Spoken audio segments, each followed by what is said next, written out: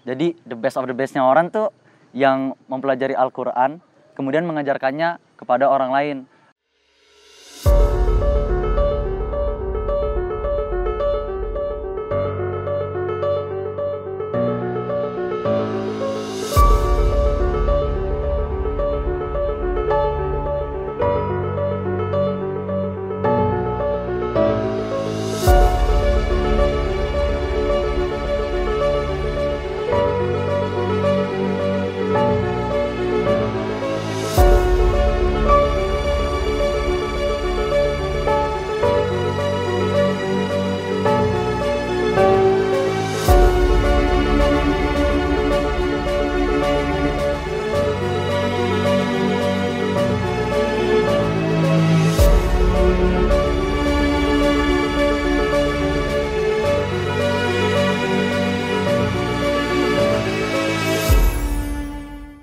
Assalamualaikum warahmatullahi wabarakatuh.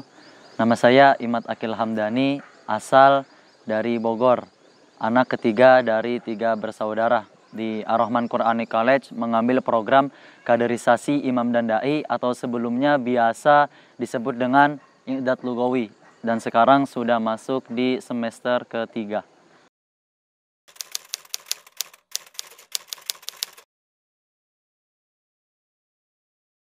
Jadi pada awalnya itu sebenarnya karena tertantang sama lingkungan.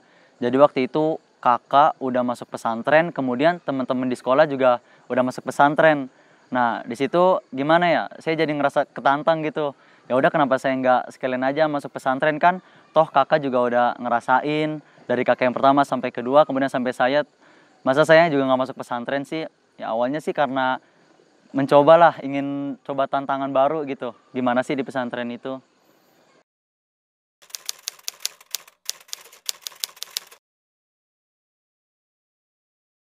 Jadi sebelum saya masuk pesantren, saya pikir tuh di pesantren belajarnya tuh belajar agama-agama doang, belajar kitab-kitab doang, kemudian belajar kita ngedakwahin masyarakat tuh gimana. Nah, awalnya menurut saya pesantren tuh kayak gitu. Tapi ternyata setelah saya masuk pesantren, pesantren itu tempat kita ngambil semua kebaikan, apa yang kita dengar, apa yang kita lihat. Nah, kemudian kita langsung implementasikan tuh dalam kehidupan sehari-hari kita di pondok. Jadi pesantren nggak cuma tempat buat belajar, tapi juga tempat buat pengaplikasian. Sekalian buat latihan sebelum nanti kita keluar pesantren, terjun ke masyarakat langsung.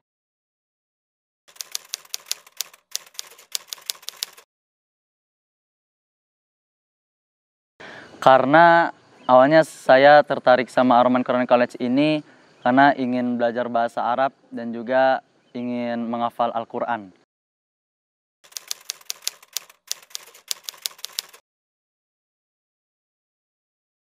Jadi pas nyari-nyari di internet, nyari pondok pesantren tahfiz Quran, itu muncul Ar-Rahman Quranic College, EKISI sekarang ini.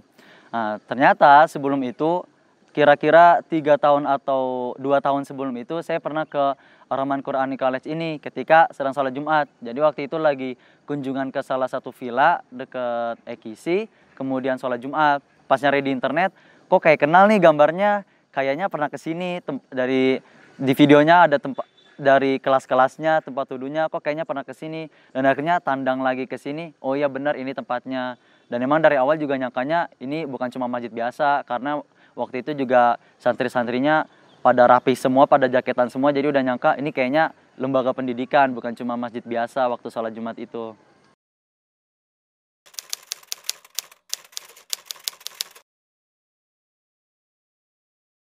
Nah ini kayaknya jawabannya harus diplomatis nih, ya kan? Nggak mungkin saya bilang susah untuk orang yang udah sering menghafal Al-Quran, karena setahu saya setiap permulaan itu pasti susah, ya kan? Jadi mungkin bagi orang-orang yang awal menghafal Al-Quran ya pasti nemunya susah-susah terus, susah-susah terus. Sama kayak saya juga pas awal-awal nyoba menghafal Al-Quran tuh, kok kayaknya bawaannya pengen udahan aja deh, pengen udahan aja. Cuma untuk yang udah mungkin sudah lama proses menghafal Al-Qurannya jadi mungkin lebih mudah lagi karena dia udah terbiasa lah mungkin dengan bahasa Arabnya, dengan tajwid-tajwidnya dan panjang pendeknya dan lain-lain. Jadi mungkin susah nggak ngafal Quran, jawabannya ngafal Quran harus sabar.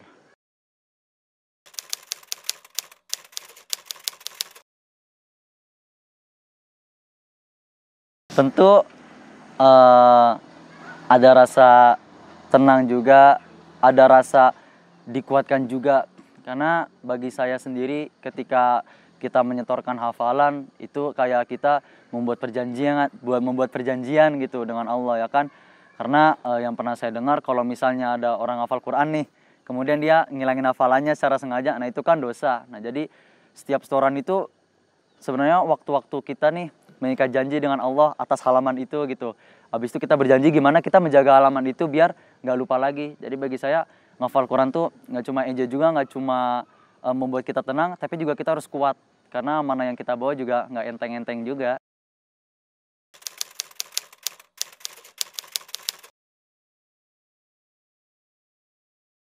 Impian saya sebenarnya banyak ya. Orang juga mikirnya kita jadi apapun, kalau misalnya bisa bermanfaat buat orang lain, kenapa nggak jadi gitu aja, ya kan? Nah, tapi saya pikir gimana kalau kita ambil nih pedoman hidup kita, ya kan? Kita ambil pedoman hidup kita. Nah, kemudian gimana tuh cara biar bahasa-bahasa Al-Quran itu, nah kita mudahin bahasanya biar orang-orang yang nggak fokus di Al-Quran tuh bisa paham juga. Jadi nggak cuma buat yang belajar doang, pinter Al-Qurannya, tapi gimana kita mahamin.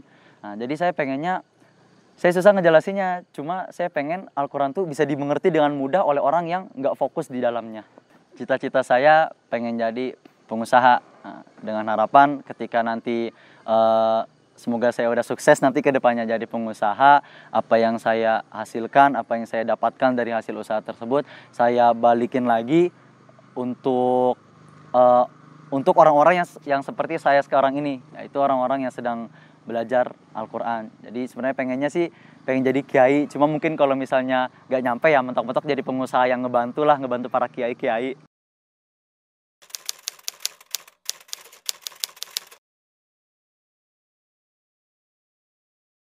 Tentu sebelum kita ngafal Quran, pastikan kita didoktrin dulu nih. Kenapa sih harus hafal Quran? Pastikan ditanya, kenapa kamu pengen hafal Quran nih sama ustadznya nih kan?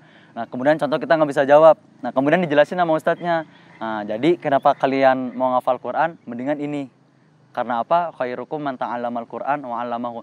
Jadi the best of the bestnya orang tuh yang mempelajari Al-Quran, kemudian mengajarkannya kepada orang lain. Nah itu duniawinya nih, ya kan? Kita belajar Al-Quran di dunia, kemudian kita mempelajari Al-Quran di dunia, kemudian kita mengajarkannya ke orang lain. Di samping itu, saya juga pengen termasuk keluarga Allah. Karena kata Nabi SAW kan, Allah itu punya keluarga.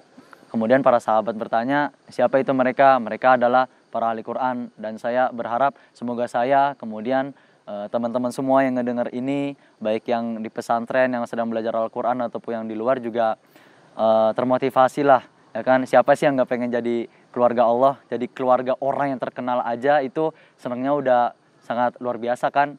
Ini gimana kalau kita jadi keluarga orang yang menciptakan kita gitu kan. Saya juga pengen saya memberikan jubah kebesaran dan mahkota kemuliaan buat kedua orang tua saya nanti di akhirat kelak.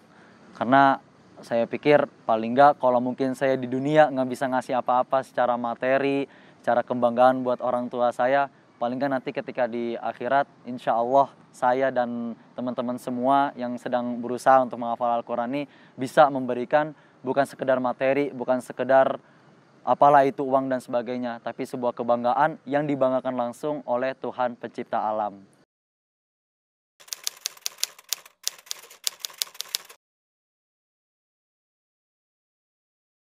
Pesan buat teman-teman semua, khususnya saya pribadi dulu tentunya ya.